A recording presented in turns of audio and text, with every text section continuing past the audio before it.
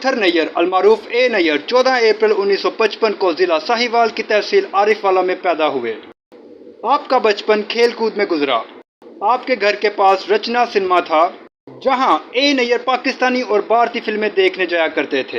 उन्होंने इंडस्ट्री में मोहम्मद रफ़ी, तलत महमूद और सलीम रज़ा से बेहद मुतासिर हुए और हैरानकुन तौर पर वो उनसे इतने मुतासिर हुए कि गुलूकार बनने का फैसला किया।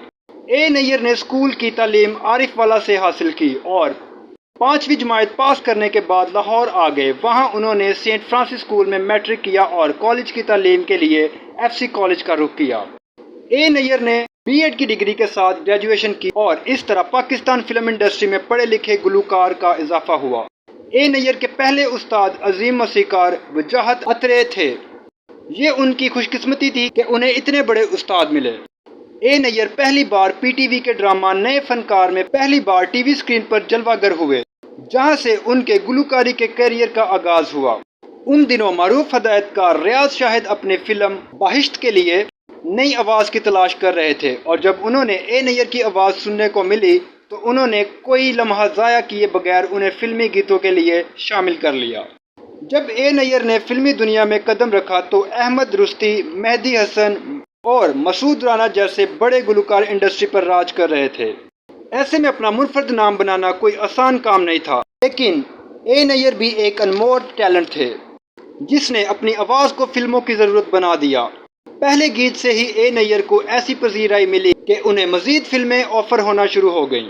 ए नैयर ने 70 की दहाई के सफ़े अव्वल की गुलूकारा नहीद अख्तर के साथ कई गीत रिकॉर्ड करवाए, जैसा कि फिल्म जासूस के लिए दोनों ने कई गीत रिकॉर्ड करवाए, जिसमें से गीत साथी मुझे मिल गया को बहुत पजीराई मिली।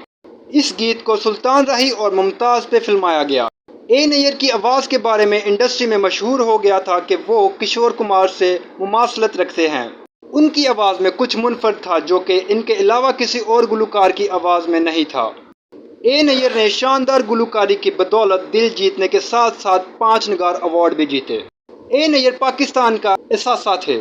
ए नैयर अपने कैरियर के अरूज पर मुल्क छोड़कर कनाडा चले गए। कुछ साल कनाडा रहने के बाद ए नैयर वापस पाकिस्तान आए और दोबारा से फिल्मों का रुख किया, लेकिन ए नैयर को लॉलीवुड में काम देने से इनकार कर दिया गया।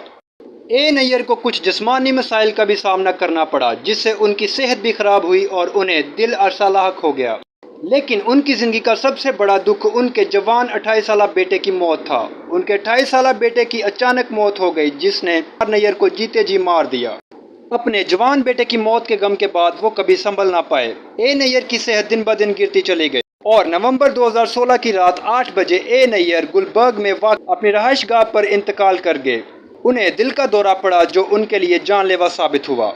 मालूमात का काबिल एतमाद ज़रिया CRC। जुड़े रहें CRC के साथ।